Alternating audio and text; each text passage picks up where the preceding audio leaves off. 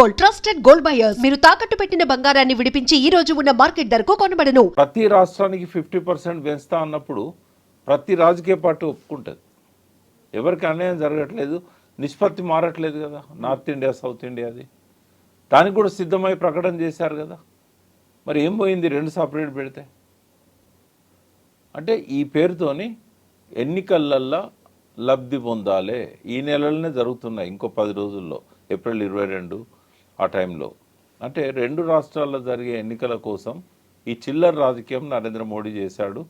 ఆయన మీద ఉన్న అభిమానం కూడా మాలాంటి వాళ్ళకి కానీ ఇతరులకు కానీ ఈ దెబ్బతో పోతుంది. ఇప్పుడు కేవలం రెండు రాష్ట్రాల గురించి చూసారంటే దేశవ్యాప్తంగా ఉన్నటువంటి ఇమేజ్ కావచ్చు, దేశవ్యాప్తంగా అమలవ్వాల్సినటువంటి రిజర్వేషన్లని వాళ్లే దెబ్బ తీసుకున్నారంటే 13 ఏళ్లలో వెనక్కి వెళ్ళిపోయినటువంటి మొట్టమొదటి బిల్ అనుకున్నప్పుడు వాళ్ళకి అది రిమార్క్ పడుతుంది, ఒక నెగిటివ్గా వస్తుంది అనుకుంటే అది ఆలోచించకుండానే ముందడిగేశారంటారా? అంటే వాళ్ళు ఏమనుకున్నారంటే ఈ భయంతో వాళ్ళు ఒప్పుకుంటారు. అందుకే ఏ స్థాయికి పోయినంటే ముందు అనుకున్నట్టుగా జనాభా ప్రకారం కూడా కాదు, మీరు అంటున్నట్టుగానే ప్రపోర్షన్ తగ్గదు, నిష్పత్తి తగ్గదు నార్త్ ఇండియా సౌత్ ఇండియాకు. దానికి కూడా సిద్ధపడ్డారు వాళ్ళు. కానీ బిల్లు పెట్టినప్పుడే తెలుసు వాళ్ళకు ఇది వీగిపోతే కనుక మనం ఈ రెండు రాష్ట్రాల్లో మైలేజ్ తీసుకుంటాం. డెఫినెట్గా తీసుకుంటారు, అందులో అనుమానం లేదు. ఎందుకంటే ప్రతిపక్షాల గొంతులు సరిపోవు. స్టాలిన్ నెగటివ్ ఓట్ వేశాడు, మమతా బెనర్జీ నెగటివ్ ఓట్ చేసింది. కాబట్టి దీన్ని అడ్వాంటేజ్ తీసుకొని వీళ్ళకి ఒక్క నోరు ఉంటే వాళ్ళకి 87 నోర్లు ఉంటాయి. కాబట్టి ప్రజలను మిస్గైడ్ చేస్తారు.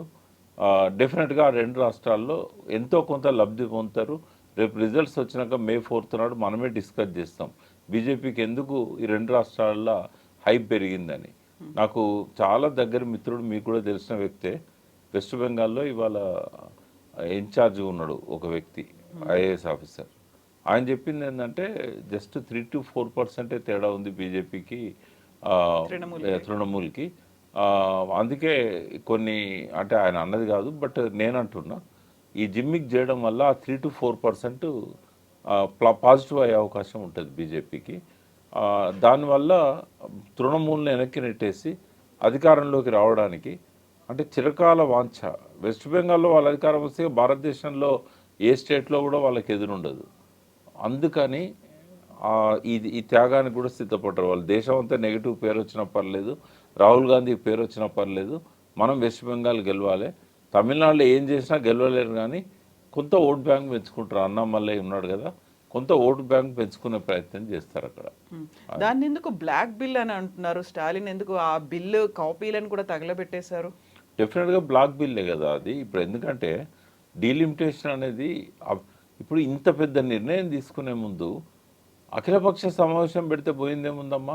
వాళ్ళ అభిప్రాయాలు సేకరించి పార్లమెంట్లో వెనక్కి తగ్గాల్సిన అవసరం కంటే ముందే మాట్లాడుకొని, వాళ్ళు ఏమన్నారు, ప్రపోర్షనేట్గా ఉంటే మేము ఒప్పుకుంటామన్నారు. దానికి కూడా ఒప్పుకున్నాడు కదా. ఒప్పుకున్న తర్వాత ముందే ఒప్పుకున్నట్టయితే 2 బిల్లులు సపరేట్ పెట్టమని అడిగేవాళ్ళు. 2 బిల్లులు సపరేట్ పెడితే అయిపోయేది కదా. ఎందుకు చేయాలి అది? అయితే వీళ్ళు ఎందుకు ఆమోదించలేదు? వెనక్కి తగ్గినా కూడా, మోడీ వెనక్కి తగ్గినా కూడా వీళ్ళు ఎందుకు ఆమోదించలేదు? వీళ్ళు అనుకున్నదే చేశాడు కదా మోడీ. ఎందుకు అంటే ఇప్పుడు కనుక ఒప్పుకుంటే ఆ రెండు రాష్ట్రాల్లో మోడీకి మైలేజ్ వస్తుంది. ఎవరి వెస్టెడ్ ఇంట్రెస్ట్లు వాళ్ళకు ఉన్నాయి, ప్రజల ఇంట్రెస్ట్లు కాదు అక్కడ, వెస్టెడ్ ఇంట్రెస్ట్లు. ఈ 500 పైన ఎంపీలు చేసింది ఏమున్నది? రేపు 800 పైన వస్తే వాళ్ళు చేసేది ఏమున్నది? ఏమన్నా వీళ్ళు దేశాన్ని బాగు చేస్తున్నారా? అమృతోత్సవాలు చేసుకున్నారు 75 ఏళ్ళని, 80 ఏళ్ళు అవుతున్నా కూడా మౌలిక వసతులు కూడా ప్రజలకు కల్పించలేకపోయారు. నిరుద్యోగ సమస్యలను పరిష్కరించలేదు. కనీసము పడ్డ వర్షపు నీళ్ళను కూడా పొలాలకు మళ్లించే ప్రయత్నం చేయలేదు. అక్షరాస్యతను పెంచే ప్రయత్నం చేయలేదు. వీళ్ళు చేసేటివి అన్నీ పై తప్ప నిజంగా రిజల్ట్స్ వచ్చేటివి కావు. కాబట్టి చట్టసభలు ఏవి కూడా ప్రజల ఆకాంక్షలు నెరవేర్చడం లేదు. సో ఇప్పుడు కాకపోతే మరికొంత కాలానికైనా ఇది మళ్ళీ సభ ముందుకు వస్తుంది, అప్పుడు మళ్ళీ ఓటింగ్ అనేది సపరేట్గా పెడతారు. ఇప్పుడున్న సీరియస్నెస్ ఉండదు అప్పుడు. ఎందుకంటే ఈ రెండు రాష్ట్రాల ఎలక్షన్లు అయినాక ఇమ్మీడియట్గా కనుక పెడితే అఖిలపక్షంతో మీటింగ్ పెట్టుకొని మళ్ళీ పెట్టారనుకోండి, ఆ సవరణ సక్సెస్ అవుతుంది. ఎందుకు వీగిపోతుంది? ఎవరన్నా వ్యతిరేకిస్తారా? మహిళలకు రిజర్వేషన్లు మీరు 29 ఎన్నికల తర్వాత కాదు, 29 ఎన్నికలనే పెట్టండి అని అందరు అడిగారు. దాన్ని దీనికి లింక్ చేసి మైలేజ్ తీసుకుందామనే కుట్రతో చేశారు. రేపు కనుక ఎలక్షన్స్ ఉండకపోతే నేను ఆమోదం పొందేది అది. అపోజిషన్కి ఏమైంది, ముందేమో మాకు ఈ హామీ ఇవ్వలేదు కదా అని చెప్పి వ్యతిరేకించారు, లాస్ట్కి ఏమో ఇప్పుడు ఆయన మైలేజ్ వస్తుందని చెప్పి వ్యతిరేకించారు. మైలేజ్ కోసమే మోడీ బిల్లులు పెట్టాడు, మైలేజ్ కోసమే అపోజిషన్లు వ్యతిరేకించాయి. ఇద్దరు తప్పులు ఉన్నాయి అలా. ఇప్పుడు ఈ బిల్ వల్ల వచ్చేటువంటి లాభం కంటే నష్టమే ఎక్కువ ఉంటుంది అనేది ఇక్కడ ఉన్నటువంటి దక్షిణాది రాష్ట్రాలు ముందు నుంచి వ్యతిరేకిస్తున్నాయి. ఎందుకంత నష్టం ఉంటుంది అనేటువంటి భావన కలుగుతుంది? అంటే ముందు అనుకున్నట్టు ఇప్పుడు 50% పెంచితే నష్టమేం లేదు. కానీ 50% ఆ క్లాజ్ ఇంకా పెట్టలేదు కదా, వాళ్ళు యాడ్ పెట్టాలి చేయలేదు. పెట్టాలి విత్డ్రా చేసుకున్నారు. ఒకవేళ కనుక బిల్లులు ఇంట్రడ్యూస్ చేస్తుంటే పెట్టేవాళ్ళు, అది ప్రకటన చేశారు కాబట్టి. అదేదో ముందే అందరితో మాట్లాడి దాన్ని ఇంక్లూడ్ చేసి బిల్లులో పెట్టి ఉంటే అది ఆమోదం పొందేది. నిన్న అది ఒక సాకు దొరికింది ప్రతిపక్షాలకు, మీరు అలా పెట్టలేదు కదా అనేది. అందుకే ఇవాళ ఏంటంటే ఎవరి ప్రయోజనాల కోసం వాళ్ళు పనిచేస్తున్నారు అక్కడ. మోడీ కనుక సమయస్ఫూర్తితో అందరిని పిలిచి ఈ దేశానికి అవసరమైంది, రేపు మోడీ ఉంటాడు ఉండడు, బట్ ఇక్కడ ఏంటంటే 800 పైన ఉన్న ఎంపీలు ఉండాలన్నప్పుడు వాళ్ళ కాన్సెంట్ తీసుకొని పెడితే ఇబ్బంది ఏం లేకపోయేది. అపోజ్ చేయడానికి ఏ కారణం ఉండదు ప్రతిపక్షాలకి ఇప్పుడున్న పద్ధతిలో. మొదట్లో మాత్రం ఖచ్చితంగా జనాభా ప్రాతిపదికన కనుక రిజర్వేషన్లు అనేది చేస్తే, అంటే సీట్ల పెంపు చేస్తే నార్త్ ఇండియాకి ఎక్కువ వచ్చేది, సౌత్ ఇండియాకి తక్కువ వచ్చేది. ఇప్పుడు నిష్పత్తి మారుతలేదు కాబట్టి అపోజిషన్ వాళ్ళకి అభ్యంతరం ఏమి ఉండదు. కానీ ప్రాసెస్సే ఇప్పుడు అందరిని ఇబ్బంది పెట్టింది. ఎలక్షన్ టైంలో పెట్టడం ఒకటి, ముందు చెప్పకుండా మేము పెడతామని చెప్పడం ఒకటి, తర్వాత ఒప్పుకున్న దాన్ని కూడా క్లాజ్ అందులో చేర్చకపోవడం ఒకటి. ఇవన్నీ కూడా ఇద్దరు ఎవరి రాజకీయం వాళ్ళు ప్లే చేశారు. సో ఇదంతా ఒక పెద్ద ఎత్తున చర్చ జరుగుతున్నప్పుడు సడన్ గా వచ్చినటువంటి ఇంకొక కామెంట్, అది కంప్లీట్గా డైవర్ట్ అయిపోయింది. అందులో బీజేపీ ఎంపీ, బెంగళూరు ఎంపీ చేసినటువంటి కామెంట్స్, తేజస్వి సూర్య చేసిన కామెంట్లు, తెలంగాణ రాష్ట్ర విభజన, ఉమ్మడి ఏపీ విభజన అనేది పాకిస్తాన్తో పోల్చడం అనేది. తెలంగాణ అంతా బగ్గుమంటుందమ్మా ఆయన మాట్లాడిన మాటలకు. ఎందుకంటే తెలంగాణ ఆయన పాకిస్తాన్తో పోల్చినట్టు కనబడుతూ ఉంది. కానీ ఇక్కడ ఏంటంటే యంగ్ ఎంపీస్ అంటే కొంత గౌరవం ఉండేది. వీళ్ళు మంచి లాంగ్వేజ్ మాట్లాడతారు, తర్వాత కొంత స్టడీ చేసుకొని వస్తారు. కానీ అందరి పరువు తీశాడు, అక్కడున్న పార్లమెంట్లో ఉన్న యంగ్ ఎంపీల పరువు తీశాడు. అంటే ఇంత దిమాక్ లేకుండా ఎట్లా మాట్లాడతారమ్మా? అది పార్లమెంట్ కదా, గౌరవంగా ప్రజలందరూ గౌరవించే సభ. రెండవది ఎంపీ అంటే ఒక్క ఆయన కాన్స్టిట్యున్సీకి ఎంపీ కాదు, భారత పార్లమెంట్కి ఎంపీ అంటే దేశాన్ని రిప్రజెంట్ చేయడం. ఆయన ఏ ప్రాంతానికి సంబంధించిన ప్రశ్న అడిగే హక్కు ఉంది ఆయనకు.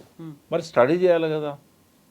ఇక్కడ నేను సరే ఆ సూర్యకు మనం మాట్లాడేది పోకపోవచ్చు, బట్ ప్రజలకు నేను చెప్పదలుచుకున్నది ఏంటంటే మర్చిపోయిన విషయాలు కొన్ని నేను గుర్తు చేయదలుచుకున్నా. నంబర్ 1, తెలంగాణ నినాదం ఇచ్చిన మొదటి రాజకీయ పార్టీ ఏది? రేపు గ్రూప్ 1లో గ్రూప్ 2లో ప్రశ్న ఇస్తే ఎవరి పేరు రాస్తారు? టీఆర్ఎస్ కాదు. టీఆర్ఎస్ కంటే ముందు 41 మంది సంతకాలు పెట్టిన కాంగ్రెస్ కూడా కాదు. అంతకంటే ముందు కాకినాడ తీర్మానం పెట్టి రాష్ట్ర సదస్సులో మొట్టమొదటిసారి తెలంగాణ ఒక్క ఓటు 2 రాష్ట్రాలు, ఆంధ్ర ఎంపీలను కూడా ఒప్పించి, ఎమ్మెల్యేలను ఒప్పించి, ఆంధ్ర పార్టీ నాయకులను ఒప్పించి, దత్తాత్రేయ గారు, విద్యాసాగరరావు గారు, కిషన్ రెడ్డి గారు, అప్పుడు బంగారు లక్ష్మణ్ ఉండే, ఇంకా మీ యోధులు ఆడ కూర్చొని సాధించిన విజయం అది. నీ పార్టీ సూర్య, ఇది నీ పార్టీ మొదటిసారి తెలంగాణ అన్నది. రెండవది, అప్పుడు చంద్రబాబు నాయుడు ఎన్డీఏ కన్వీనర్ ఉన్నప్పుడు అద్వానీ గారికి వేరే దిక్కు లేక మీకు హైదరాబాద్ మీ తెలంగాణలో ఉంది కదా, మళ్ళా రాష్ట్రం ఎందుకని చెప్పి వీళ్ళ ప్రకటనను తోసేసిండు ఆయన. కాబట్టి రాష్ట్ర పార్టీ కేంద్ర పార్టీ ఒప్పుకోలేదు కాబట్టి మేము ఏం చేయలేమని నిస్సహాయ స్థితిలో ఉండే. ఫస్ట్ ప్రజలలోకి వచ్చి పాదయాత్ర చేసింది ఏబీవీపీ, వాళ్ళ బ్రాంచ్ అది, ఏబీవీపీ స్టూడెంట్స్ యూనియన్ వాళ్ళది. వాళ్ళే తెలంగాణ అన్నారు. ఆ తర్వాత కాలంలో ఇదంతా జరిగిన తర్వాత నాగపూర్ పోయి నరేంద్ర గారిని, జయశంకర్ గారిని తీసుకుపోయి కేసీఆర్ గారు ఆర్ఎస్ఎస్ చీఫ్ సుదర్శన్జీతోని కన్విన్స్ చేసి, ఇది మా నినాదం కాదయా, మీ గోల్వాల్కర్ 50 ఏళ్ళ కింద రాసింది బంచ్ ఆఫ్ థాట్స్ చూపెట్టిళ్ళు, మీరు కదా చిన్న రాష్ట్రాలు కావాలి దేశంలో అని మొదటిసారి అన్నది. ఇదేం దౌర్భాగ్యము, మీరు ఎందుకు చెప్పరు అన్నోళ్ళే అప్పుడు తీసుకుపోయి ఏంటంటే రాజ్నాథ్ సింగ్కు కాల్ చేయించారు. ఎవరితో? సుదర్శన్జీతో. 2005లో 2 మినిస్టర్స్, లేబర్ మినిస్టర్ కేసీఆర్, సహాయ మంత్రి రూరల్ డెవలప్మెంట్ నరేంద్ర గారు, కన్విన్స్ చేసింది జయశంకర్ గారు. వాళ్ళతో భోజనం చేసి దినమంతా ఆర్ఎస్ఎస్ హెడ్ క్వార్టర్లో ఉండి రాజ్నాథ్ సింగ్ అప్పుడు పార్టీ అధ్యక్షుడు ఆయనకు చెప్తే అప్పుడు ఆయనే ప్రణబ్ ముఖర్జీకి ఫోన్ చేసి మీరు బిల్ పెట్టండి మేము మద్దతు ఇస్తామని చెప్పాడు. ఆ మాట అన్నాకనే ఫైల్ మూవ్ అయింది. సరే అప్పుడు రాజశేఖర రెడ్డి గారు అడ్డుపడ్డారు కాబట్టి వెంటనే చేయలేకపోయారు. కానీ డిసెంబర్ 9 నాడు ప్రకటన ఇచ్చిన తర్వాత సరే కారణాంతరాల వల్ల దాన్ని ఆపినప్పుడు సుష్మా స్వరాజ్ ఏం చెప్పింది, నిజాం కాలేజ్ గ్రౌండ్లో మీటింగ్ పెట్టి మీ మీ చిన్నమ్మని చిన్నమ్మని ఎట్టి పరిస్థితుల్లో తెలంగాణ వస్తుంది, ఆ బలిదానాలు వద్దు అని చెప్పేసి అందరికీ ఆమె హామీ ఇచ్చారు. అరుణ్ జైట్లీ సభలో హామీ ఇచ్చాడు. ఇంకోటి, భారత్ పాకిస్తాన్ ఎట్లా జిలిపోయిందో సూర్యకు తెలుసా? ఒక ట్రైను లాహోర్ నుంచి హిందువులను తీసుకొచ్చే ట్రైను ఇండియాలో ఆగినప్పుడు, అమృత్సర్లో ఆగినప్పుడు మొత్తం శవాలే ఉన్నాయి, ఒక డ్రైవర్ తప్ప. అంటే ట్రైన్లో ప్రతి డబ్బాలో ఉన్న వాళ్ళని నరికేశారు. అటు జరిగిందా తెలంగాణ ఆంధ్ర? కనీసం 4.5 సంవత్సరాలు పట్టింది. శ్రీకృష్ణ కమిటీ ఎందుకు వేశారు? సంప్రదింపుల కోసమే కదా. ఎన్ని వేల మందిని కలిసింది శ్రీకృష్ణ కమిటీ. అందులో ఉన్న 6 ప్రతిపాదనల్లో ఒక ప్రతిపాదన కదా తెలంగాణ ఇవ్వాలనేది. ఆ ఎక్సర్సైజ్ జరగలేదా? ఆంటోనీ కమిటీ కానీ ఇంకా వేరే ఒక కాంగ్రెస్ నాయకుని ఆధ్వర్యంలో వచ్చిన కమిటీ కానీ, షిండే గారు ఇతరులు, వీళ్ళందరూ ఎంతమందిని పిలిచి ఒక్కొక్కరు అభిప్రాయాలు తీసుకున్నారు. లగడపాటితో, కావుతో, రాయపాటితో ఇట్లా అందరిని వ్యతిరేకించే వాళ్ళందరి అభిప్రాయాలు తీసుకున్నారు కదా. ఇక్కడ కూడా రోషయ్య గారు అఖిలపక్షం పెట్టారు కదా. మరి ఇంత ఎక్సర్సైజ్ జరిగిన తర్వాత అది పాకిస్తాన్ ఇండియాతో ఎట్లా పోలుస్తాడు ఈ పెద్ద మనిషి? ఈ అహంకారం అనేది, బాధ్యతారాహిత్యం అనేది ఈ యంగ్ ఎంపీలకు ఉండడం అనేది బాధాకరం. రెండవది, సరే ఆయన అంటే అన్నాడు, తెలియక అన్నాడు, చరిత్ర తెలియక అన్నాడు. ఈ సన్యాసులు ఏం చేస్తున్నారు? 17 మంది ఎంపీలు ఉన్నారు కదా ఈ రాష్ట్రం నుంచి. ఓవైసీకి ఏమైంది? ఓవైసీకి పాకిస్తాన్ భారతదేశ విభజన ఎట్లయిందో తెలుసు కదా. ఓవైసీ అడ్డుకోవచ్చు కదా, అట్లా జరగలేదని. ఓవైసీని కూడా పిలిచి శ్రీకృష్ణ కమిటీ రిపోర్ట్ అడిగింది కదా. ఓవైసీ చెప్పాలి కదా అట్లా జరగలేదని. పోనీ బీజేపీ ఎంపీలు 2 మంత్రులు ఉన్నారు, అదే సభలో ఉన్నారు, ఆపొచ్చు కదా. తెలంగాణ అంటే ఏమాత్రం బాధ్యత లేదా? పోనీ 8 మంది కాంగ్రెస్ ఎంపీలకు బాధ్యత లేదా? 6 ఇతర మంత్రులు కానీ బీజేపీ ఎంపీలు ఉన్నారు, వాళ్ళకు బాధ్యత లేదా? రఘునందన్ ఇక్కడ ఎంపీ గెలిచాడు, పోయి మైక్ తీసుకొని అట్లా అనొద్దని చెప్పొద్దా? తెలంగాణవాది కదా. కిషన్ రెడ్డి అంటే తెలంగాణవాది కాదనొచ్చు, ఎందుకంటే అప్పుడు రిజైన్ చేయమంటే చేయలేదు. కానీ కిషన్ రెడ్డి కాంట్రిబ్యూషన్ ఎంత తక్కువ కాదు. ఏంటంటే తెలంగాణ ఇవ్వడానికి మోడీ అడ్డుపడ్డప్పుడు, మోడీ అప్పుడు గుజరాత్ సీఎంఏ, అద్వానీని ఒప్పించి మనం తెలంగాణ బిల్లు పెట్టొద్దని నరేంద్ర మోడీ చెప్తే 3 రోజులు నిరాహార దీక్ష చేసి అద్వానీని ఒప్పించిన ఘనత కిషన్ రెడ్డిది కాదా? కిషన్ రెడ్డి తెలంగాణ కోసం కృష్ణా ఊరు నుంచి, అంటే నారాయణపేట కాన్స్టిట్యున్సీలో వస్తుంది రాయచూరు దగ్గర, అక్కడి నుంచి పాదయాత్ర చేసింది అబద్ధమా? తెలంగాణ అంతా పాదయాత్ర చేయలేదా తెలంగాణ కోసం? మరి మీరు చేసిన కాంట్రిబ్యూషన్ కదా ఇది. మీరు చెప్పందే తెలంగాణ వచ్చిందా? మీరు సపోర్ట్ చేయందే తెలంగాణ వచ్చిందా? సూర్య ఎవరిని తిట్టినట్టు? కిషన్ రెడ్డిని తిట్టినట్ట? అద్వానీని తన కన్నీటితోని అభిషేకం చేసి ఆ అద్వానీ కోపాన్ని తగ్గించిన విద్యాసాగరరావు చేసింది తప్ప, బండారు దత్తాత్రేయ చేసింది తప్ప, తేజస్వి సూర్యకు ఆ మాత్రం లేకపోయినా ఈ నాయకులకు ఉండాలి కదా. ఇప్పుడు వీళ్ళంతా పార్లమెంట్లో ఉన్నారు కదా. ఫెరోషియస్గా మాట్లాడే బండి సంజయ్ ఏం చేసిండు? మైక్ గుంజుకోవద్దా? పోనీ ఆయనతోని ఆ మాటలు విడ్రా చేసేదాకా వదిలేది లేదని చెప్పి కాంగ్రెస్ ఎంపీలు అడ్డుపడద్దా? నిజంగానే అక్కడ ఒక టీఆర్ఎస్ ఎంపీ ఉంటే ఇట్లా జరిగేదా? ఇవాళ టీఆర్ఎస్ ఎంపీలు ఉంటే చూస్తూ కూర్చునే వాళ్ళ, తిట్టినందుకు పోడియంలో పోయి ఆపేవాళ్ళు కదా. ఇదే కాదు, అంతకంటే ముందు ఒక ఆంధ్ర ఎంపీ కూడా ఈ విభజన అనవసరంగా చేసిందని మాట్లాడినప్పుడు కూడా ఎవరు అడ్డుపడలేదు. 2008 దసరా పండుగ రోజు కడియం శ్రీహరిని ప్రణబ్ ముఖర్జీ దగ్గర పంపించి మేము ఇదివరకు తెలంగాణ వద్దన్నాం, ఇప్పుడు అనుకూలంగా తీర్మానం చేస్తామని లెటర్ ఇచ్చినప్పుడు చంద్రబాబు కాదా తెలంగాణకు కారణమైంది? ఆయన ఎట్లా చెప్తుంటాడమ్మా మీడియాలో Telangana is my brain child అని? నువ్వే కనుక అడ్డుపడకపోతే 1200 మంది బలిదానాలు చేసుకునేవారా?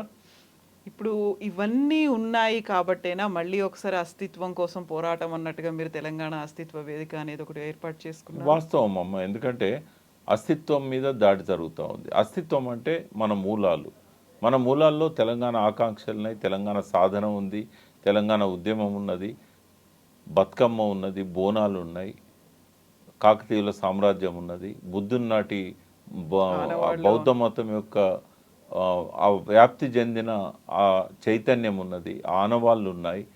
ఇది శిలాయుగం నుంచి తెలంగాణ ఉంది. ఎందుకంటే ఠాకూర్ రాజారాం సింగ్ అని చెప్పి పెద్దపల్లి, ఆయన అడ్వకేట్, వాస్తవంగా ఈ ప్రాంతం వాడు కూడా కాదు, ఎక్కడి నుంచో వచ్చి స్థిరపడ్డ రాజ్పుత్ కుటుంబం. ఆయనే అణువణువు తవ్వి ఆనాటి రాతి పనిముట్లను ఆదివాసీ ప్రాంతాలలోకి వెళ్ళి గోదావరి ఒడ్డున సేకరించాడు, ప్రభుత్వానికి ఇచ్చాడు. అంటే ఇంత చరిత్ర ఉన్న ప్రాంతం.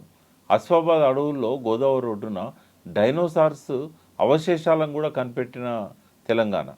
అంటే ఇంత ఉజ్వలమైన చరిత్ర ఉన్న తెలంగాణ ఇవాళ అస్తిత్వం మీద దాడి జరుగుతూ ఉంది, మన మూలాల మీద దాడి జరుగుతూ ఉంది. అంటే కేవలం రాజకీయ కోణం ఒక్కటే కాదు అస్తిత్వ వేదికకు. మనం తినే తిండి ఏందమ్మా, బర్గర్లు, పిజ్జాలు మన సాంప్రదాయమా, మన ఆచారమా, మన పూర్వీకులు మనకిచ్చిన కల్చరా? అది అగ్రికల్చర్లోకి వెళ్ళి కల్చర్ మాయమైపోయింది. మట్టిని విషతుల్యం చేశాం, నీళ్ళను కాలుష్యమయం చేశాం, వాయువులో నుంచి ఆక్సిజన్ మాయమైపోయింది, ఆక్సిజన్ ఇచ్చే చెట్లు మాయమైపోయినాయి, నదుల్లో నుంచి సాయిల్ ఎరోజన్ అయి top soil, 1 inch top soil పైన లేయర్ ఏదైతే ఉన్నదో మట్టిది, అందులోనే ప్రాణం ఉంటుంది. విత్తనం పెడితే మొలిసేది అందులోనే. ఆ టాప్ సాయిల్ 1 ఇంచు తయారు కావడానికి 500 సంవత్సరాల నుంచి 1000 సంవత్సరాలు పడుతుంది. అటువంటిది ప్రతి సంవత్సరము 5 బిలియన్లు అంటే 500 కోట్లు, 500 కోట్ల మెట్రిక్ టన్నుల టాప్ సాయిల్ సముద్రంలో కలుస్తూ ఉన్నది అన్ని నదుల్లో నుంచి.